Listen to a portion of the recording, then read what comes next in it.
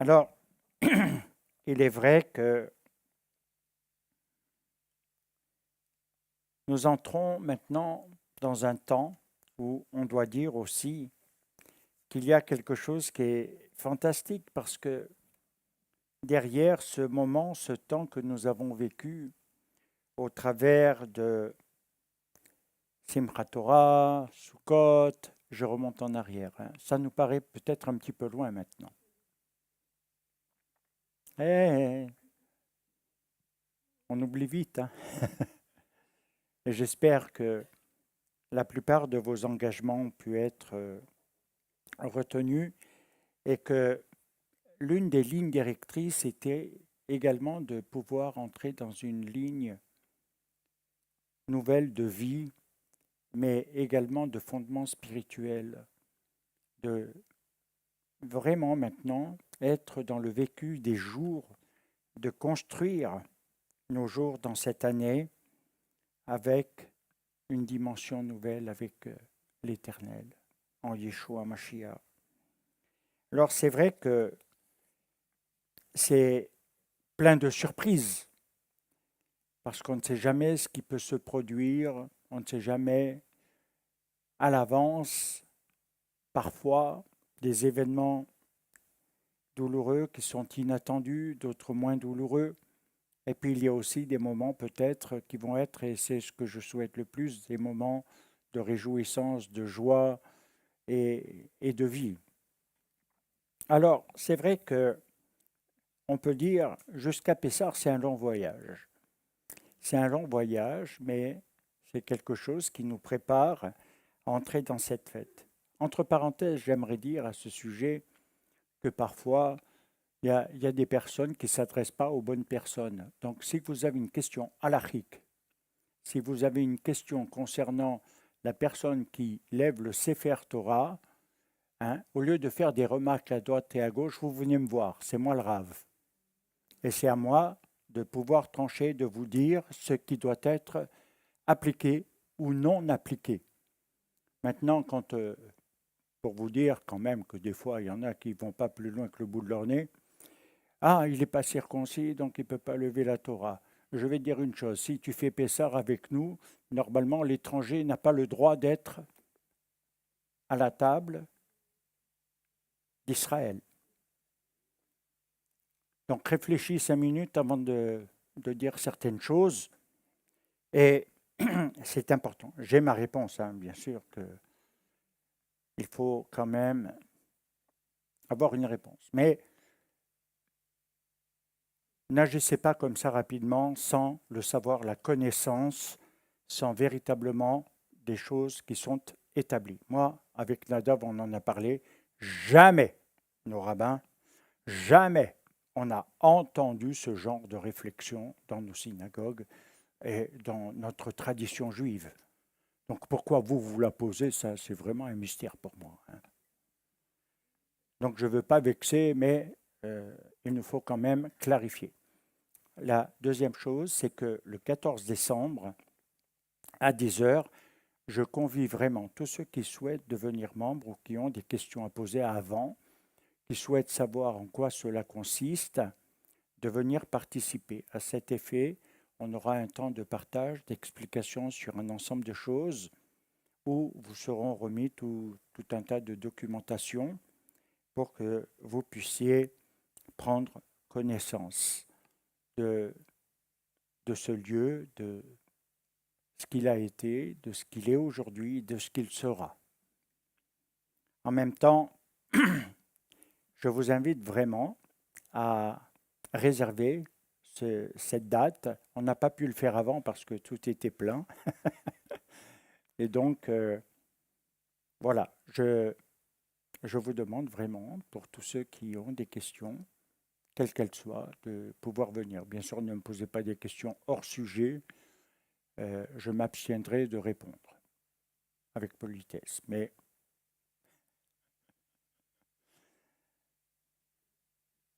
il nous faut comprendre ce qui a été ensemencé. Quelle est la semence que vous avez posée durant ces temps de fête et qu'est-ce qui va germer? Qu'est-ce qui va en ressortir?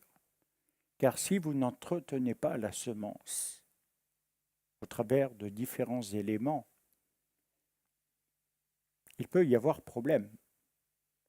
Et c'est pourquoi je vous invite à faire un plein de provisions. Et nous savons que la semence a besoin d'éléments d'études et de téphilotes, et pas simplement de vivre quelque chose comme cela, mais d'approfondir. Et c'est peut-être la chose la plus difficile dans ces temps, dans ces moments d'incertitude, où en France, c'est vrai qu'on est quand même bousculé, on ne sait pas réellement ce qui va arriver.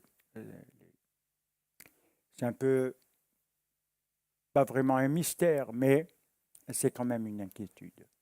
Il y a quand même des questions de fond à se poser sur un certain nombre de sujets, et je pense que le gouvernement a besoin de prières pour être un petit peu plus sage, pour avoir un peu plus d'inspiration, et que Dieu puisse amener un apaisement. En même temps, je dirais qu'il y a deux niveaux dans ce que je voulais dire. Le premier est celui où quand on fait cette semence, on s'attend à quelque chose. Tout dépend de ce que l'on a semé. Car c'est une ADN, c'est une identité qui sera récoltée, c'est un fruit ou des fruits. Et ce n'est pas lié à du hasard. Dans un premier temps, il nous faut savoir que la récolte va avoir deux niveaux. Le premier, il sera bien entendu individuel dans tout ce qui aura été suivi, dans tout ce qui aura été fait. Et le deuxième, il est également au niveau communautaire et collectif. L'importance la plus importante, on fait des jeux de mots bizarres, c'est surtout de comprendre le sens de ce qu'est une communauté et la valeur de la communauté. Surtout dans ces temps et dans les temps qui vont venir, je pense que ce sera vraiment quelque chose de fondamental à capter dans la solidarité et autres. Alors, il ne faut pas rater nos temps, ces temps vécus, et nous les remémorer. C'est pourquoi il y a maintenant quelque chose où nous devons réaliser que Dieu est dans nos jours. Il accompagne les jours où nous serons avec lui aussi. Il ne sera pas dans les jours où nous serons dans l'éloignement, les jours où nous serons dans l'absence, mais les moments où nous serons dans sa présence. Alors, nous avons Yeshua HaMashiach qui nous a dit de manière très claire qu'il est avec nous tous les jours jusqu'à la fin des temps. Est-ce que je dois le palper, le sentir, le percevoir, ou est-ce que c'est une question d'émouna, de foi, mais également de responsabilité personnelle? Et que ce n'est pas quelque chose d'automatique, ce n'est pas parce qu'il a dit cela que, quelle que soit la manière dont nous allons vivre, eh bien, il sera là. Non, il y a quelque chose où il nous accompagne. Et vivre cet accompagnement, alors qu'il n'est pas palpable, qu'il n'est pas visible, est quelque chose de très important. Alors, ça veut dire aussi dans nos jours d'épreuve, dans nos jours de joie, dans tous les moments de notre vie, il est là. Et c'est pourquoi il faut rester vraiment connecté avec notre Mashiach. Maintenant, on va entrer dans quelque chose de très important dans Dvarim, c'est-à-dire le Deutéronome au chapitre 32, le verset 18, où il est dit « Tur yeladecha tesi vatishrach el mecholecha ». Qu'est-ce que c'est? Du rocher qui engendra tu es inconscient d'oublier Dieu qui t'a formé. Je pense que ce verset, traduit littéralement, est à lui seul une bombe. Une bombe parce que du rocher qui engendra, tu es inconscient d'oublier Dieu qui t'a formé. Alors on peut également lui donner un autre sens dans la traduction et on peut le traduire ainsi: par le rocher qui t'a engendré, tu as ignoré et tu oublies Dieu qui t'a enfanté.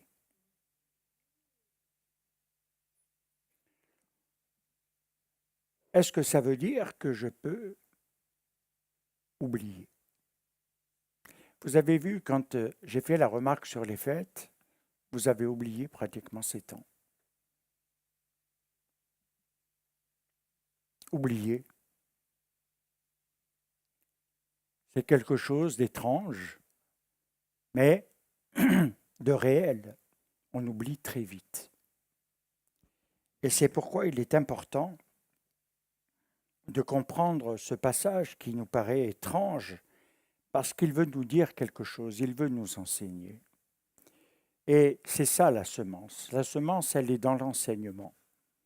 Dans l'enseignement que je vais faire croître en moi, dans mon cœur et dans mon âme, pour suivre l'Éternel, pour marcher dans ses voies, pour lui plaire, mais également pour être dans la conformité. Pas simplement avoir des idées, des idéologies, des doctrines, des croyances, etc., mais quelque chose qui va beaucoup plus loin, un vécu en lui. Alors, il nous est dit, Tessi, comme nous l'avons lu, Tsur Yeladecha Tessi. Tessi, qu'est-ce qu'il signifie? Il signifie inconscient. Mais en même temps, ce que l'on peut dire, c'est qu'il traduit le sens tu as ignoré.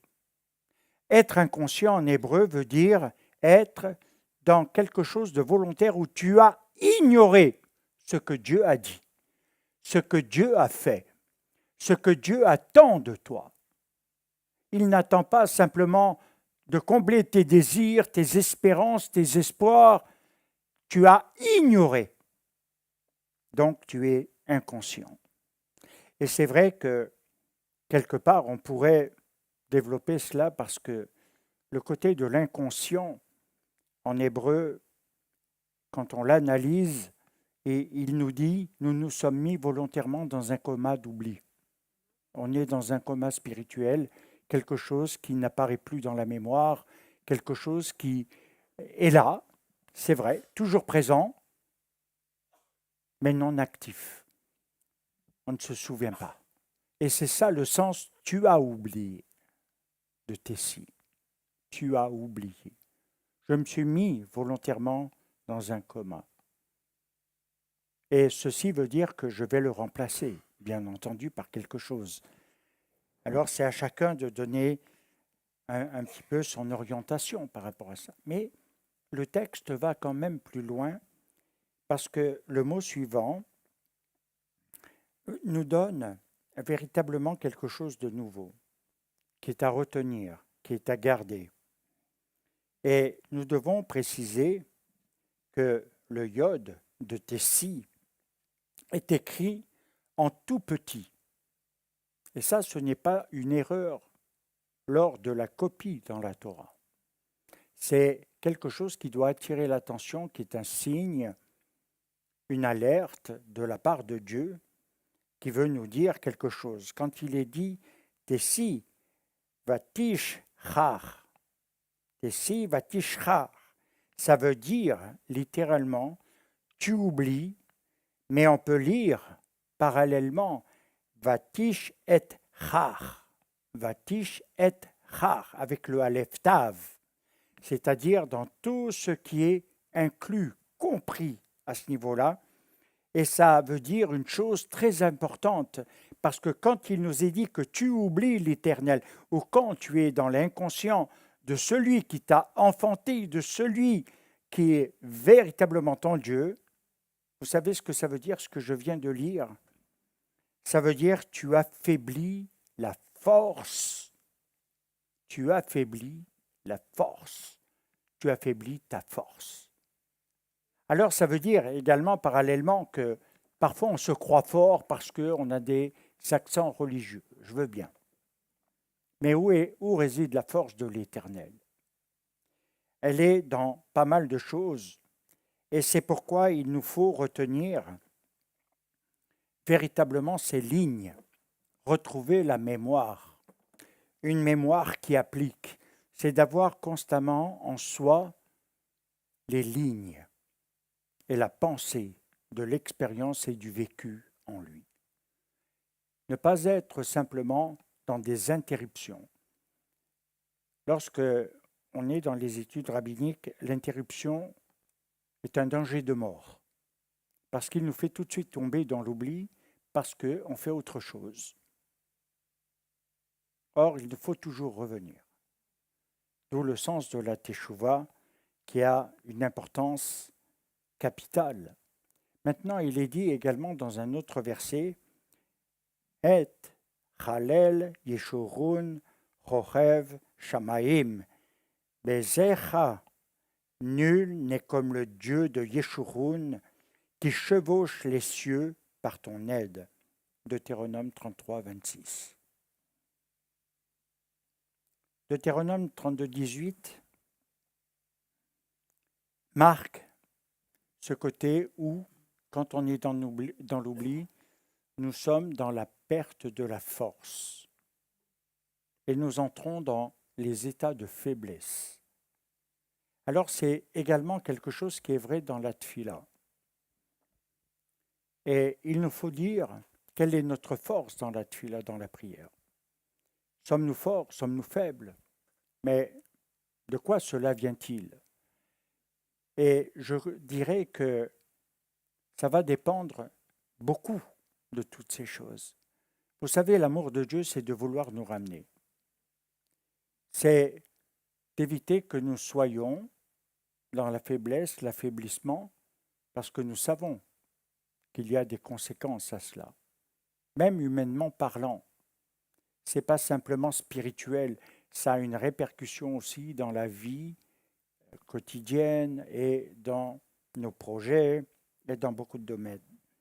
Alors, le premier, il marque ce moment où l'homme est affaibli. Et je prendrai l'un des passages parallèlement avant d'aller plus loin, qui est dans le livre des Shoftim, c'est-à-dire le livre des juges, où à un moment donné, Barak était faible. Israël était faible. Il n'avait pas la force de combattre les ennemis. Parfois, lorsqu'on discute les uns avec les autres, on a l'impression que les problèmes sont plus forts que les solutions que Dieu peut proposer.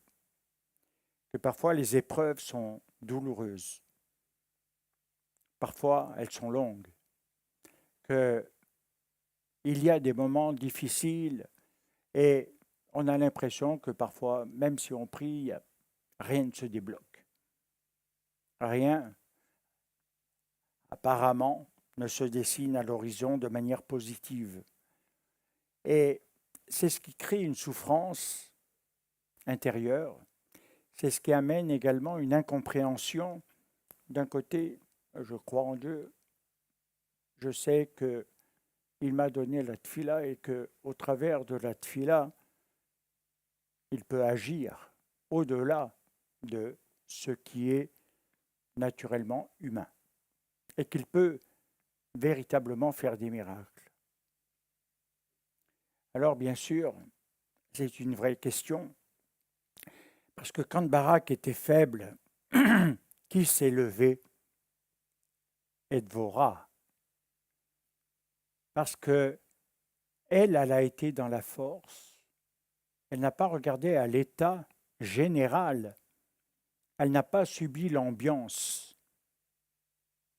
des autres. Elle aurait pu se décourager en entendant Barak, on est trop faible, on n'a pas les armes, on n'a pas ceci, et il est évident que l'on doit se rendre à l'ennemi. et Dieu nous a abandonnés, nous n'avons pas, et puis peut-être que j'ai pas envie, parce que l'affaiblissement peut venir de la lassitude ou d'une trop forte assurance de soi. Et donc, Edvora s'est levée. Et il y a beaucoup de leçons à retenir de son nom, qui est l'abeille. Et c'est vrai que les abeilles sont organisées comme une armée. Et elles ont un rôle essentiel, principal, celui de protéger la reine. Elles ne vous attaqueront pas comme ça, les abeilles, mais si il y a menace sur la reine, elles foncent sur vous. Alors, indépendamment de l'organisation interne des abeilles, quand on étudie le sujet qui est très intéressant, on se rend compte qu'il n'y a pas de hasard. Alors, Déborah, elle s'est levée, mais elle n'a pas pris la place. Très intéressant. Elle a redonné à Barak la force qui lui manquait pour continuer. Parce que Déborah, à un moment donné, va véritablement être dans son rôle, et quand elle a fini d'être dans son rôle, elle remet. Le danger d'aujourd'hui, c'est que beaucoup veulent prendre la place.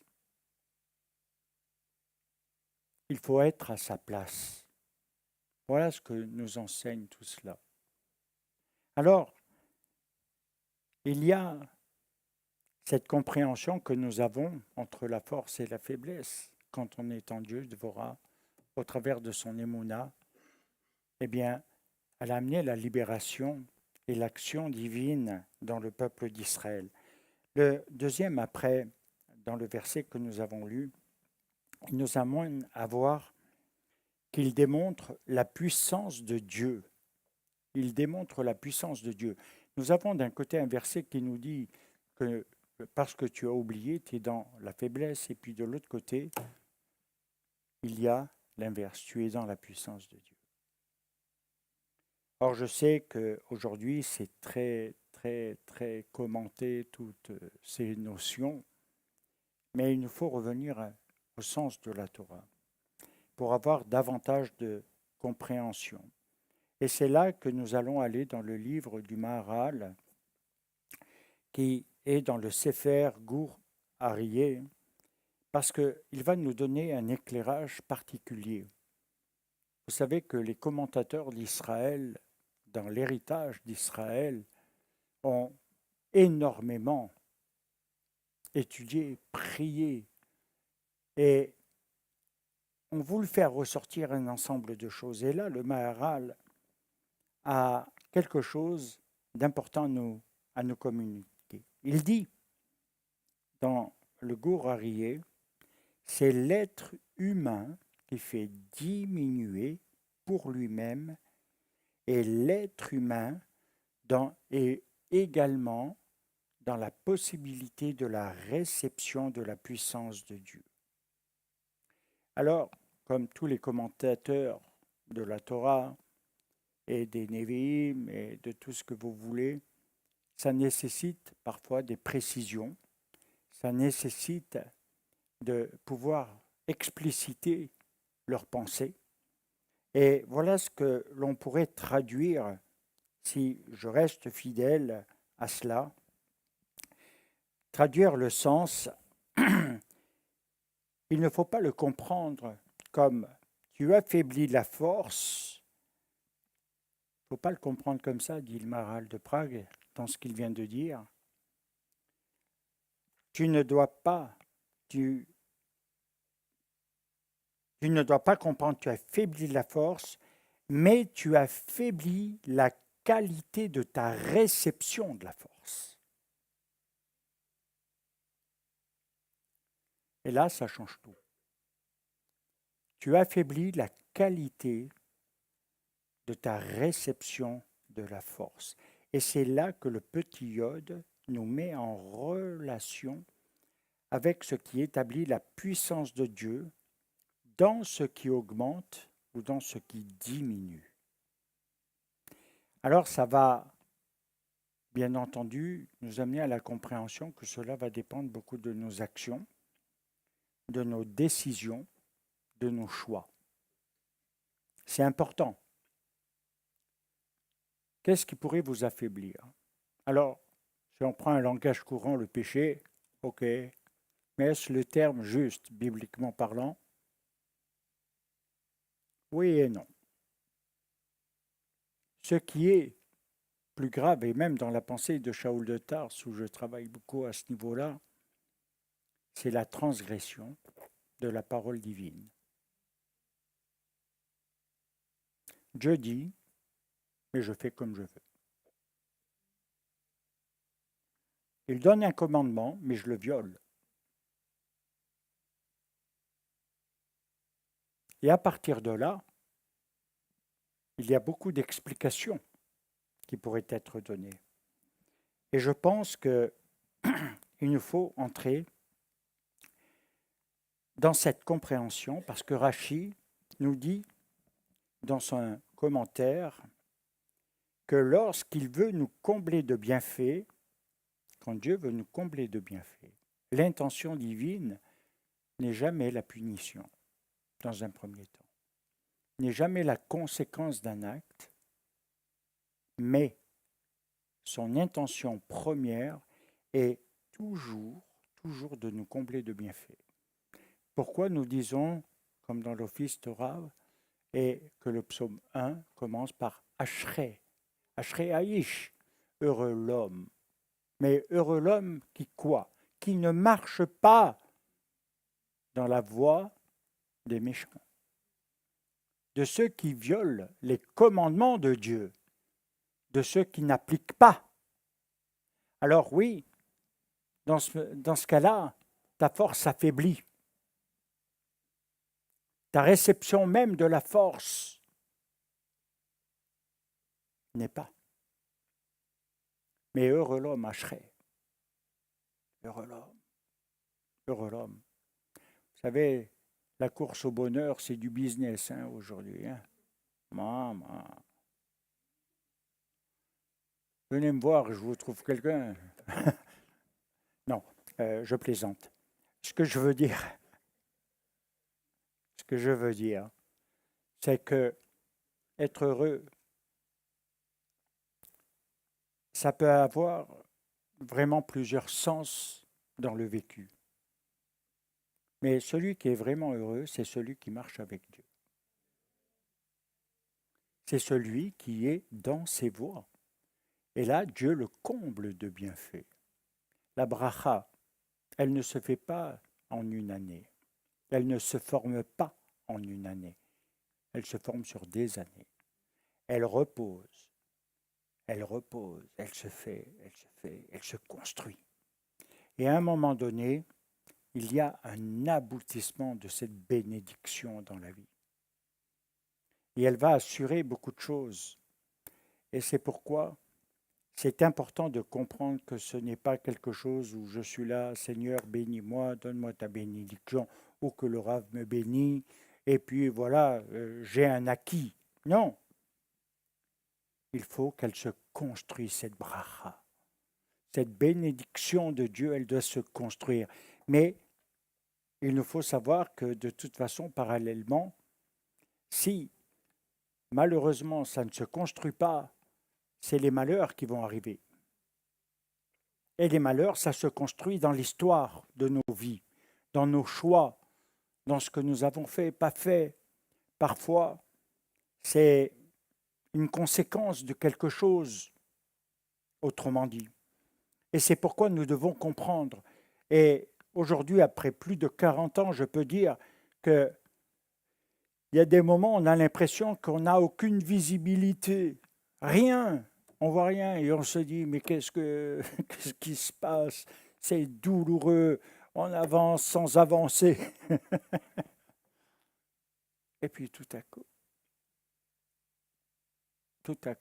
alors qu'on ne s'y attend pas, il y a quelque chose qui devient la bracha, mais je vais vous dire une chose. Il y a le poids de la bénédiction. Et vous savez, en hébreu, le poids, c'est une unité de mesure. Et c'est le poids de sa gloire. C'est le poids de sa gloire. Alors on peut peser 1 gramme dans la gloire. Mais je vous invite à avoir des kilos de gloire. Mais pour ça, il faut le construire. Il faut le construire véritablement dans l'âme et le cœur. Il ne faut pas simplement le construire dans la conformité de certaines choses, ce qui est déjà très bien. Mais l'implication du cœur et de la neshama va augmenter davantage les choses. Et c'est vrai que c'est fondamental. Alors Rashi, il nous dit que lorsqu'il veut nous combler de bienfaits, il nous dit que souvent, notre problème, c'est que, comme il le formule, vous l'irritez et vous affaiblissez tachaché, la réception de sa puissance. Alors, qu'est-ce que ça a comme conséquence d'affaiblir la puissance de Dieu en soi, collectivement, individuellement? C'est qu'il y a quelque chose qui se bloque et qui peut vous surprendre, c'est la manifestation de sa bonté, de la chesed. Il n'y a plus de chesed. Il n'y a plus de chesed. Et d'un autre côté, si on augmente la bonté, vont nous amener à contrebalancer. C'est pourquoi nous insistons aussi beaucoup sur le fait que l'homme doit maîtriser son yetzer hara, son mauvais penchant, ses mauvaises pensées, son côté négatif de lui-même, ce néant qui est présent dans l'homme. Et puis il y a l'autre, celui qui se construit en Dieu, le yetzer hatov, le côté bon. Et c'est là le grand combat entre la chair et l'esprit, si vous voulez. Mais néanmoins, c'est quelque chose où sans cesse il y a un conflit. Et il faut savoir que ça a une répercussion parce que ça affaiblit ou ça rend fort.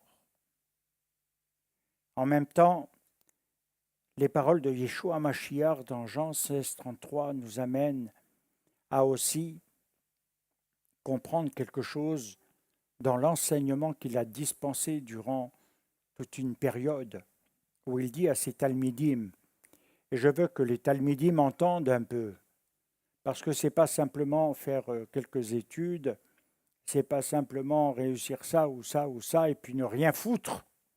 Non, c'est être actif. Et on aura une rencontre une fois entre vous et moi, talmidim de la Keila et au-delà, bien entendu, parce qu'il y a beaucoup de connectés, eh bien, de voir un ensemble avec des questions, un échange, partage, mais également comment aller plus loin. Alors, ça c'était une parenthèse, voilà ce que Yeshua Mashiach dit. Je vous ai dit ces choses afin que vous ayez la paix en moi. Il nous dit, parallèlement, vous aurez des tribulations dans le monde. Mais prenez courage, j'ai vaincu le monde. Il nous est dit dans le psaume 29, 11, l'Éternel donne la force à son peuple et le rend heureux. Yeshua, c'est aussi le Yod. C'est la main de Dieu. C'est la force et la puissance. C'est de ses mains qu'émanent la force et la puissance. Et donc, il y a quelque chose de très important parce que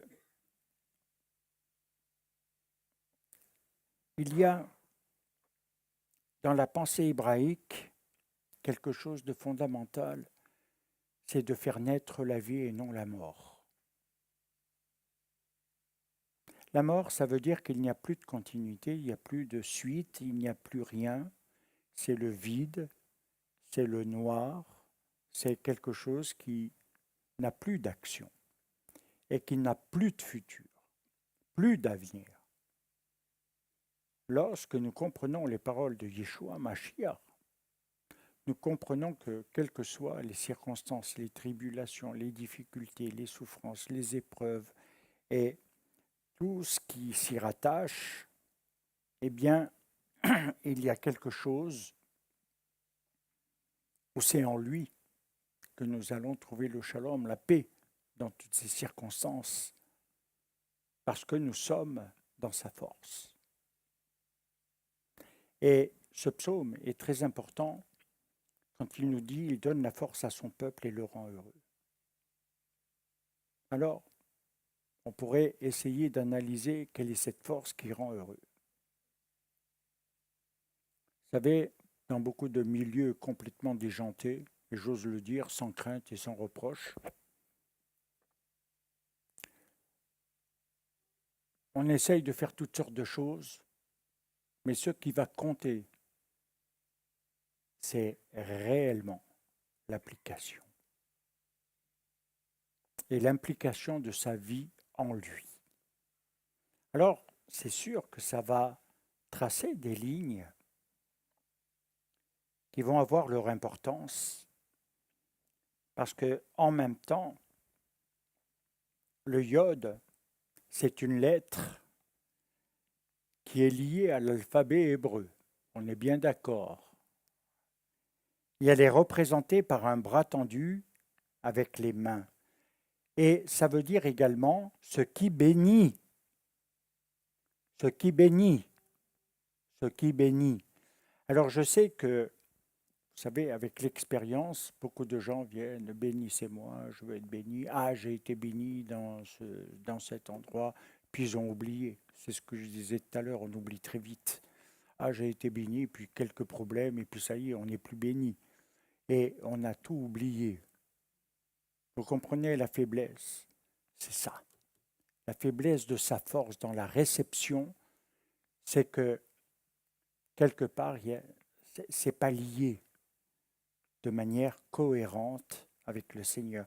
Donc cette lettre, elle nous amène à comprendre que ce qui bénit et que c'est en même temps la plus petite lettre qui est rattachée. Mais dans le concept hébraïque, c'est cette petite lettre, ce yod, qui contient les forces et les énergies parce qu'il est lié à la main. Alors, bien-aimés, je pense qu'il y a des choix à faire, non? Vous n'avez pas l'air très en forme ce matin, mais bon, vous avez mal dormi, c'est le temps, c'est le fait que la retraite arrive à 62 ans bientôt et qu'il n'y a pas d'accord sur la sécurité sociale. De quoi être malheureux.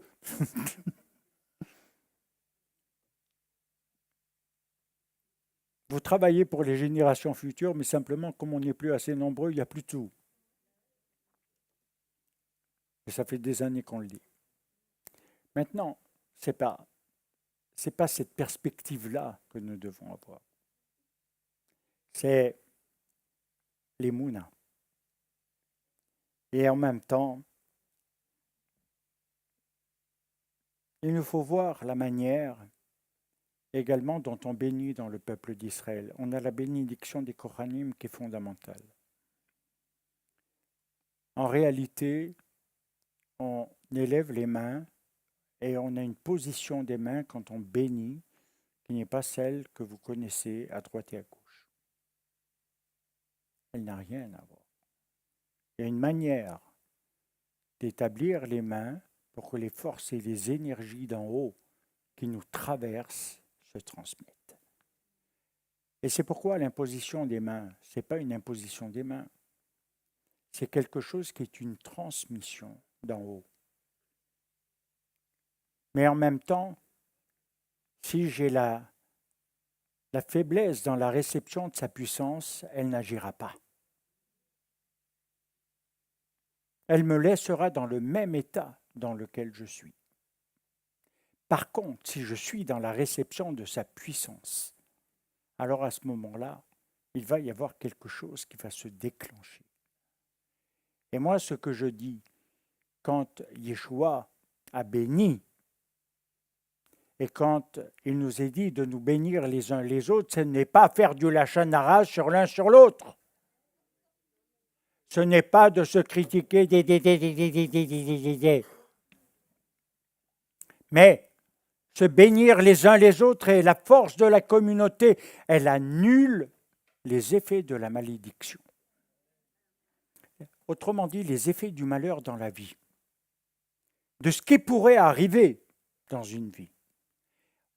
Dans l'Office Torah, il y a quelque chose qui est très frappant que je développerai, je pense, si j'ai le temps, en fonction de ce qui me sera donné à Anvers. Il n'est pas dit qu'il punit l'iniquité des pères. Vous savez le terme qui est utilisé, il surveille l'iniquité des pères. Il surveille l'iniquité des pères. Alors, bien sûr, quelque part, on peut dire, il y aura, et c'est un terme hébreu très précis comme dans le grec, quand Shaoul de Tars l'emploie. Et ça veut dire quelque chose de fort, parce que c'est un état volontaire de révolte et de rébellion contre lui, l'iniquité. C'est un état où, finalement, on est en révolte contre Dieu. Et on peut lui dire, si on veut le formuler, mais où es-tu, Seigneur, quand il y a la souffrance, quand il y a des problèmes, quand il y a des difficultés, quand on n'en peut plus, quand quelque chose devient à la limite ingérable. Mais il surveille l'iniquité des pères. La bénédiction à Yom Kippour, c'est ce qui annule l'iniquité des pères. Et c'est ce qui efface et donne un champ nouveau de vie. Alors derrière, bien-aimés, nos vécus pèsent lourd.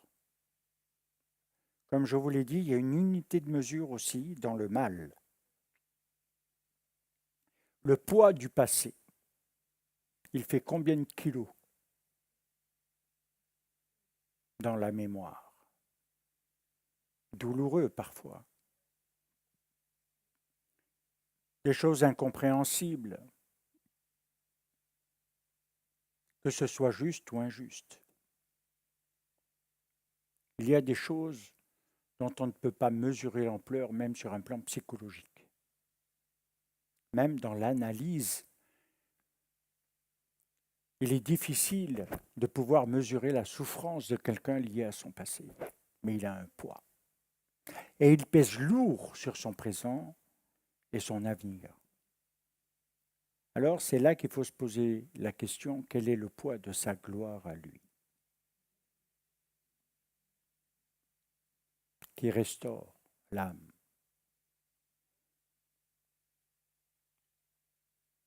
Mon Rav avait composé un chant Adonai Roi parce qu'il disait toujours c'est l'Éternel le berger. Et il allait plus loin, il disait c'est pas le berger de mon voisin, c'est mon berger.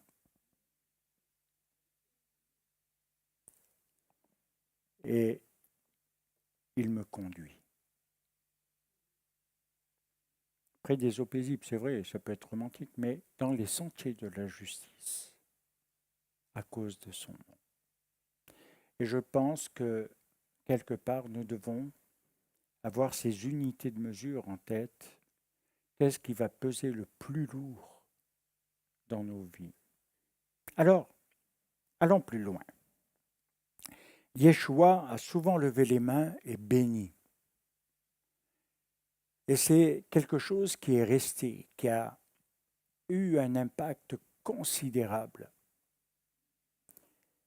Il est écrit dans Luc 24, au verset 50 et 53, quand il s'adresse à ses talmidim, c'est-à-dire ceux qui suivent son enseignement, pas qui suivent leurs idéologies, leurs croyances, leurs doctrines, les mouvements, les échanges. En cours d'année, rares sont ceux qui restent constamment dans le même lieu. C'est rare. On est un peu une exception, nous. Merci. Et c'est vrai que quelque part, si on analyse, il y a beaucoup de changements. Les gens changent pour X raisons, pour l'homme, le style, la nouveauté. OK. Et puis, il y a ceux qui restent et qui sont les talmidim, les disciples, ceux qui marchent dans l'enseignement de la voie de leur maître et qui ne vont pas dévier avec un autre maître, qui ne vont pas se laisser entraîner par un faux berger, par des loups ravisseurs, mais ceux qui écoutent sa voix resteront fidèles. Alors, il est dit que, au travers de cela, quand il lève les mains, Yeshua, et qu'il bénit, nous devons le comprendre comme étant une particularité, et parce qu'elle est liée directement et indirectement à la bénédiction aaronique. Alors maintenant, au travers de cette bénédiction, qu'est-ce qu'il dit? Allez, faites des nations des Talmidim. Il n'a pas dit des membres d'assemblée avec club à l'intérieur. C'est un ordre. Faites des Talmidim. Analysez votre vie. Combien de Talmidim avez-vous formé depuis que vous êtes croyant?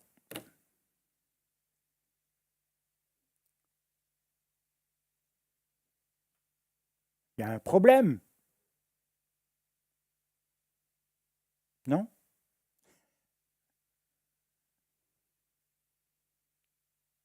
Il y a un problème, apparemment.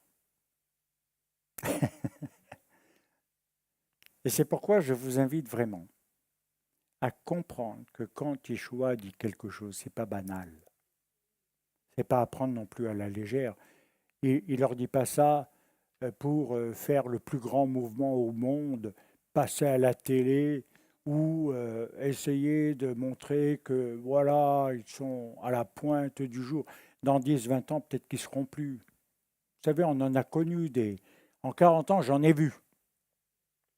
Des grands mouvements qui sont devenus des petits mouvements, des mouvements insignifiants, avec toutes sortes de choses derrière, parfois. C'est pas le critère. C'est l'obéissance, c'est le cœur de l'homme en Yeshua Mashiach. C'est pas simplement être sauvé, c'est faire des disciples. Alors, comment je peux appuyer, étayer un peu plus clairement cela? Il nous est dit que dans les derniers moments de la vie de Moshe, qui a été un exemple extraordinaire, il bénit les enfants d'Israël en gravissant le mont Nebo, et ensuite il disparaît. Et ce qu'il nous faut comprendre, la bénédiction de Jacob sur les 12 tribus, la bénédiction de Moshe sur les 12 tribus, mais également celle qu'il a formulée sur le peuple, a eu un impact dans toute l'histoire d'Israël. Et elle est fondamentale, parce que tout l'avenir est inclus. Et chacun dans son rôle. Il n'y a pas une tribu qui est à l'identique d'une autre tribu. Chacune a son rôle. Chacune avait reçu une part d'héritage dans la terre. Alors en même temps, c'est la puissance de la force de l'Éternel qui se transmet au travers de cette bénédiction qui a été formulée. Nadav me disait une fois que quand on doit faire la bénédiction aaronique, il faut être dans les conditions requises. Ce n'est pas une formulation automatique. Et c'est vrai que ça demande de la profondeur. Alors, ils ont transmis, Yeshua et Moshe, les forces et les potentiels spirituels. Il est clair et net que beaucoup ne connaissent pas leur potentiel parce qu'ils n'ont jamais vraiment, volontairement, voulu se mettre à l'œuvre dans une action, dans une responsabilité. Comment tu peux connaître si tu ne fais pas?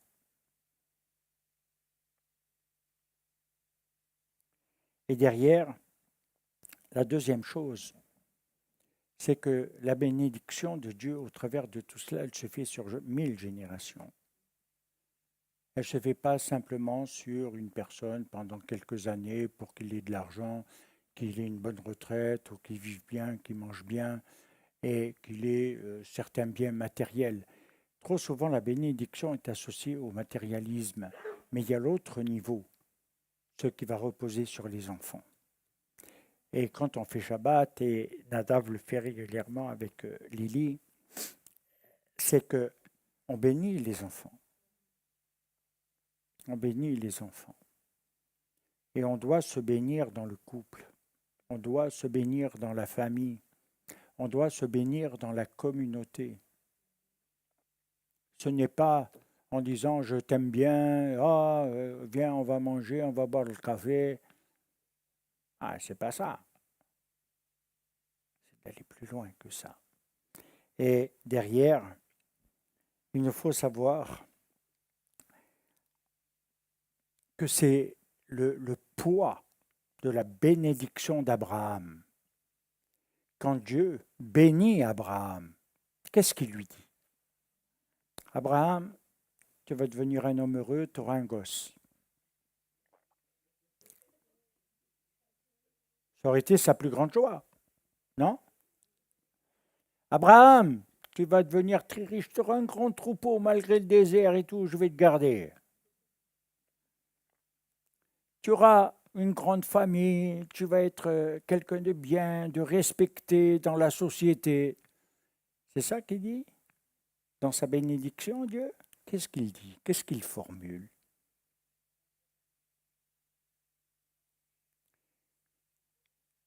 Oui, j'ai entendu un petit peu. Je te ferai devenir une grande nation et tu seras une source de bénédiction. Ça veut dire la réception de la bénédiction qui te sont confiées. Dieu le bénit, lui confie la bénédiction à lui. Maintenant, de la transmettre. Et que dit Dieu? Parce que tu as obéi à ma voix, à mes commandements et à mes statuts, alors je te bénirai. Comprendre cela dans le sens d'une transmission, c'est devenir un porteur de bénédiction et qui nous amène beaucoup plus loin. Je vais vous dire une chose, lorsque j'étais en Suisse et à Neuchâtel, où ça marchait très bien, on m'a collé à un stagiaire. Ce stagiaire, au début, il semblait bien. C'est toujours comme ça, les débuts. Ils sont mignons, ils sont gentils, ils sont positifs. Et voilà. C'est très bien ça. Et puis à un moment donné, il est rentré dans la révolte et il s'est mis contre moi. Un stagiaire qui n'avait aucune expérience. Et il a commencé à faire un tas de choses, même à mettre la tête entre les jambes pour ne pas entendre ce que je disais. Ok. Heureusement que j'ai été calme à cette époque parce que normalement j'aurais dû le prendre par le callback, l'accrocher au porte-manteau. c'est ce que je ferai aujourd'hui.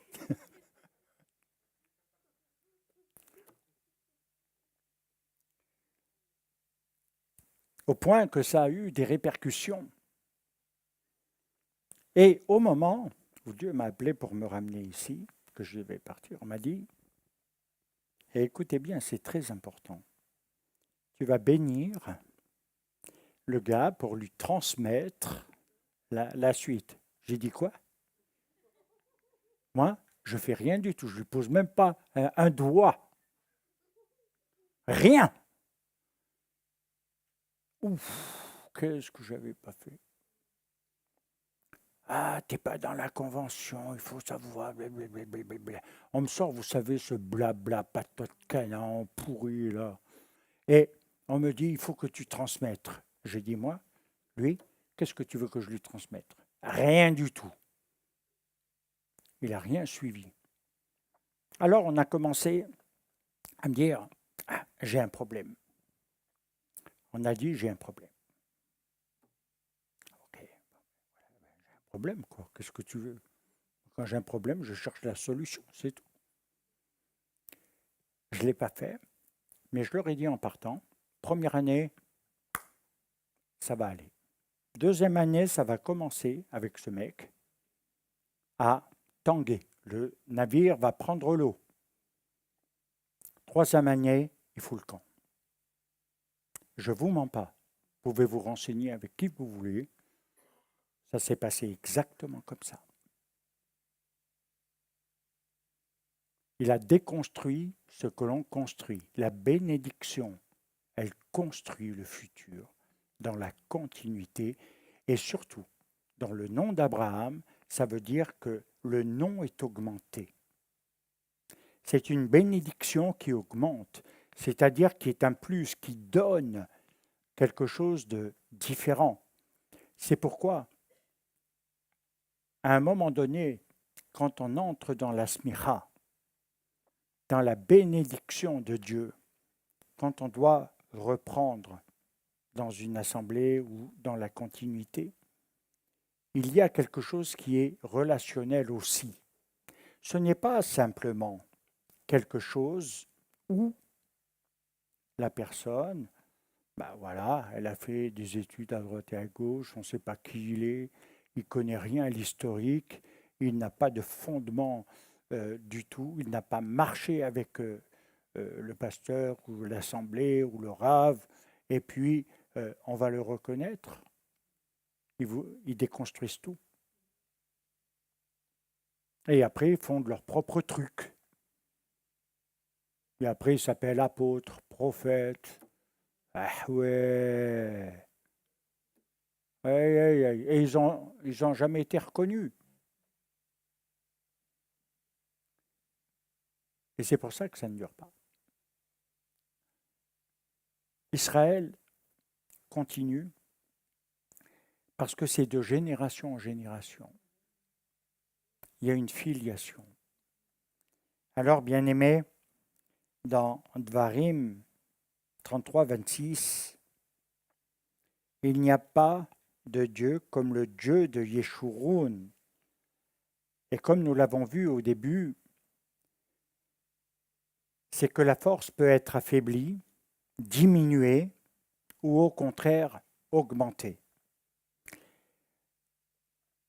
Maintenant, entrons dans Dvarim 32, 8 qui dit le rocher qui t'engendra. Le rocher qui t'engendra, c'est pas qui t'a fait naître, qui a vu ta naissance, mais le rocher qui t'engendra. Parce que la vraie force, elle va résider dans la main qui bénit et dans le terme barour. Quand on dit barour, béni, alors à ce moment-là, il y a la force et l'énergie du ciel.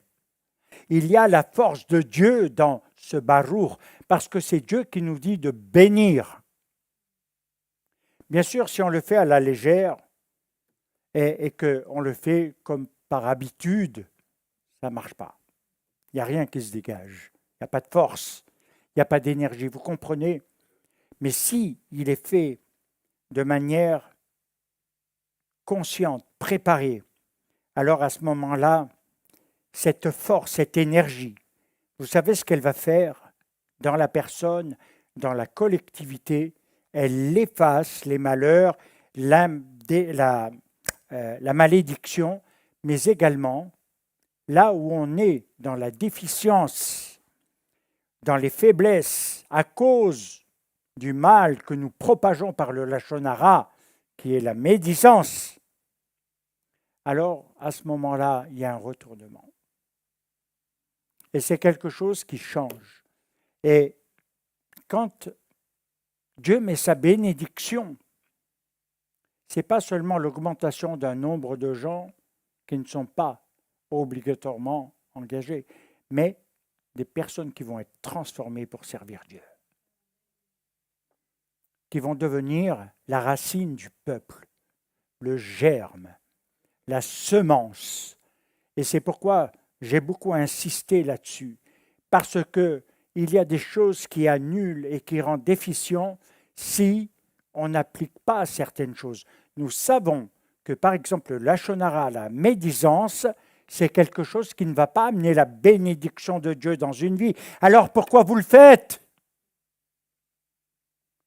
Alors que vous voulez la bénédiction, mais vous faites l'inverse. Vous réfléchissez un peu. Pardonnez-moi de vous parler comme ça, mais c'est une réalité.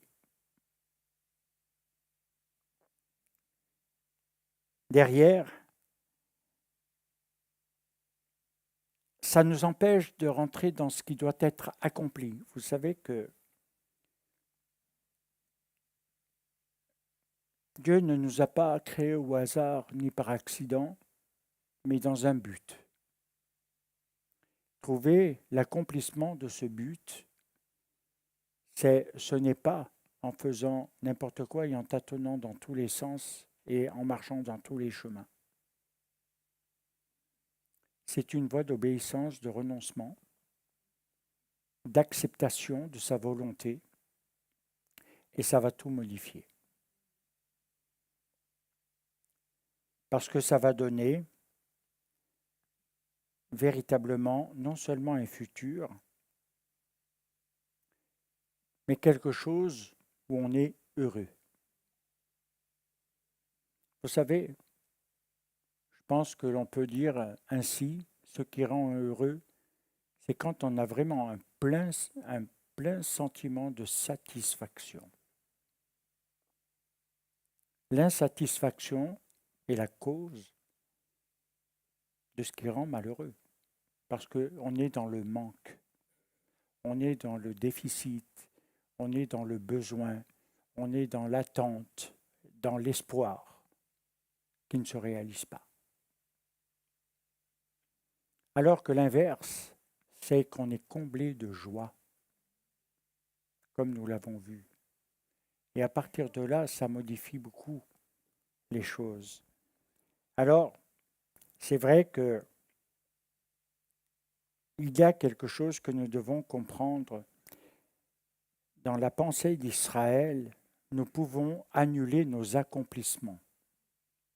Nous pouvons les rater, comme on peut rater les temps de Dieu dans nos vies. Ils s'annulent parce qu'ils n'ont pas la possibilité de se réaliser. Mais ils nous entraînent dans un autre univers d'existence et de vie. Alors, la pensée d'Israël nous dit,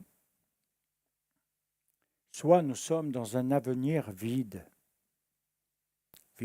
non rempli, qui n'a pas de visibilité, qui restera ainsi. Ou alors, nous pouvons avoir un avenir que l'on pourrait qualifier de plein, de jours bénis, de jours vécus. Si on regarde à la pensée d'Israël, il nous faut être dans ce qui nous couvre, au travers même de la compréhension du talit, qui a un rôle à jouer. parce qu'il représente également le vêtement de justice. On est couvert par la justice divine. Ce n'est pas simplement un bout de tissu sur soi ou pour ressembler à un religieux. C'est un vêtement de justice. Et c'est quelque chose qui nous amène vraiment dans le lieu de la Shrina et qui va nous combler de sa présence. Alors maintenant, je vais juste, puisque je dois acheminer une conclusion, je vais vous dire que le problème, au travers de tout ce qui nous a précédés parmi nos pères, et nous ne savons pas de quoi nous avons hérité exactement, nous ne savons pas ce qui est implanté dans notre inconscient, mais une chose est sûre, nous savons ce que nous avons vécu. Nous avons également cette compréhension que nous sommes dans la brisure de la vie, très souvent. Pas toujours, il y a des gens qui ne sont pas obligatoirement dans le même sens, mais on trouve peu de gens heureux. Les gens heureux, c'est presque un phénomène particulier. Des gens malheureux, alors là, il y en a beaucoup, ouais. Et c'est pourquoi nous devons comprendre que, au travers de Yeshua et de ce qu'il bénit, il restaure les brisures de la vie, dans le sens de cette guérison. Et c'est quelque chose d'extraordinaire. Si on veut aller plus loin, il nous est dit dans ce qui est enseigné, avoir une direction claire dans sa vie, savoir où on va. Savoir où on va. Vous savez, j'ai 65 ans, il y a une partie de ma vie où je ne savais pas où j'allais, une partie de ma vie où j'ai détruit, et une partie de ma vie où je sais où je vais.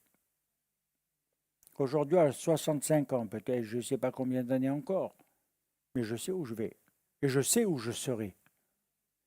Et c'est quelque chose d'extraordinaire parce que, au-delà d'un but, c'est une joie. C'est quelque chose qu'on a envie de transmettre. Alors bien sûr, il y a ceux qui vont recevoir et ceux qui ne vont pas recevoir. Mais moi, je ne vais plus discuter là-dessus. Il y a vraiment ici des talmidim qui veulent recevoir. Et pas simplement avoir une place. Et je crois qu'on va y aller. Mais regardez ce qu'il nous dit. C'est que quand on a une direction claire, le Lamed est derrière la lettre de la Torah d'Israël, parce que le Lamed et le Bereshit, c'est-à-dire avec la lettre bête, commencent avec cette association lève, le cœur. Ce qui est dans l'amour contient, c'est d'élever aussi son niveau de connaissance et d'étude. Et le Lamed est dans sa forme graphique, ce qui s'élève dans une deuxième direction vers le haut. Il s'élève vers Dieu. Il nous amène à comprendre le sens de la tfila, de la relation avec Dieu. Et à partir de là, nous pouvons aller plus loin. Alors bien aimé, ma conclusion, elle est simple.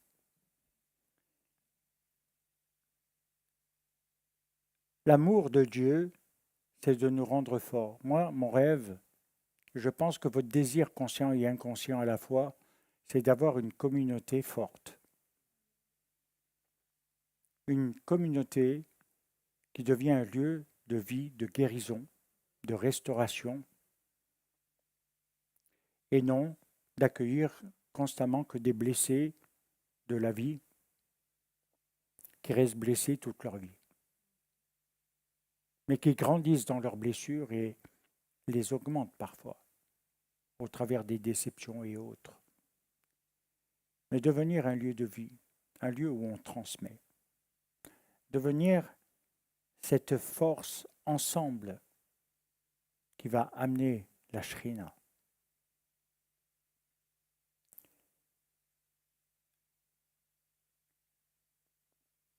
ce n'est pas que le côté intellectuel,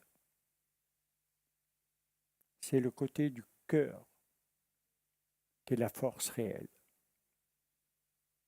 L'intelligence construit l'intelligence du cœur, mais elle ne doit pas lui enlever sa force, sa puissance, son énergie, bien au contraire.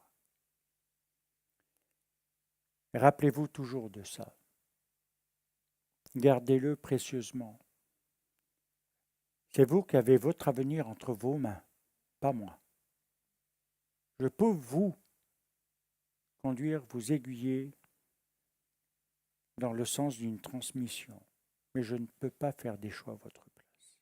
Et je ne le ferai jamais. C'est vous qui devez choisir la faiblesse ou l'augmentation de sa puissance. On va se lever.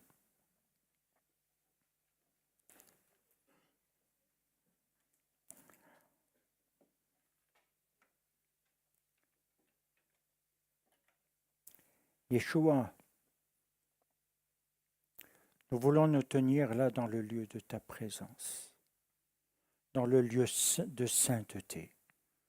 Nous ne voulons pas être dans les lieux impurs, dans les lieux sales, souillés, dans les ruines de la mort. Nous demandons, Seigneur, maintenant, qu'il y ait une force nouvelle qui s'empare de notre cœur et de notre âme, afin de nous conduire plus loin, de faire de nous véritablement ce que tu avais comme projet. C'est ça que tu avais dans ton intention de nous engendrer. Nous sommes dans ton projet ou nous sommes absents de ton projet. Que ce temps, Seigneur, maintenant soit aussi ce moment où tu guéris la mémoire, qui contient la force des blessures, les forces négatives de la vie qui ont anéanti au travers des paroles. Aujourd'hui, Éternel, que tu reconstruises l'âme, que tu la restaures dans ses fonctions. Tu es le roi éternel. Tu es le Dieu de gloire. Et c'est pourquoi nous annulons ces malédictions. Restaure un peuple qui a été fatigué, lassé. Oriente-le aujourd'hui pour la gloire de ton nom.